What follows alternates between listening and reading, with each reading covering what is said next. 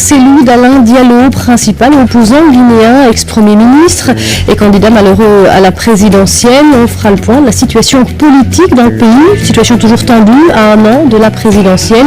On parlera également des divisions au sein de son propre parti, l'UFDG.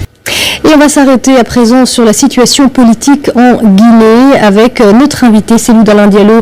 Bonsoir. Bonsoir. Vous êtes l'un des principaux opposants guinéens, ancien Premier ministre et candidat malheureux à la présidentielle de 2010 face à Alpha Condé, l'actuel président. Alors nous sommes aujourd'hui à un an de la présidentielle de 2015. Les relations ont été très tendues depuis 2010 avec l'actuel président Alpha Condé. Il y a eu régulièrement des manifestations, parfois très violentes, avec des morts du côté de l'opposition notamment.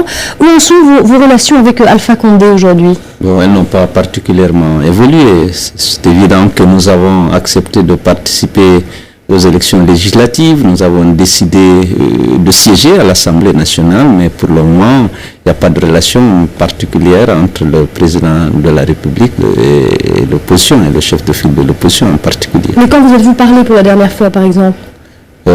C'était en marge des travaux de la conférence des chefs d'État de l'OMVS à Nouakchott. Je crois que c'était au mois de juillet 2012. Donc les relations sont extrêmement tendues. Est-ce que du côté des opposants qui ont été parfois interpellés, est-ce que la situation de ce côté-là a été éclaircie? Non, pas du tout. Vous savez, lors du dialogue qui s'est tenu au mois de juin 2013, on avait obtenu l'engagement du gouvernement de diligenter des enquêtes sérieuses pour identifier les auteurs et commanditaires des crimes qui ont été commis sur les manifestants pacifiques pour déférer ces criminels devant les tribunaux. Et nous avions obtenu également l'engagement du gouvernement d'indemniser les victimes de ces violences, les gens qui ont perdu des proches. Ils sont nombreux, il y en a 56. Des gens dont les boutiques ont été vandalisées ou incendiées par les forces de l'ordre avec la milice du RPG. Mais jusqu'à présent, depuis le 3 juillet, date de signature de cet accord, rien n'a été fait par le gouvernement. Aucun policier n'a été interpellé, aucune enquête n'a été menée. Et il y a 56 citoyens guinéens qui ont été tués à bout portant par les forces de l'ordre. Alors, nous sommes à un an de la présidentielle. On a souvent reproché à l'opposition en Guinée d'être divisée. Arrêtons-nous tout d'abord sur les divisions au sein de votre propre parti, l'UFDG. Le vice-président de votre parti, Bahouri, eh bien, lui ne siège pas à l'Assemblée.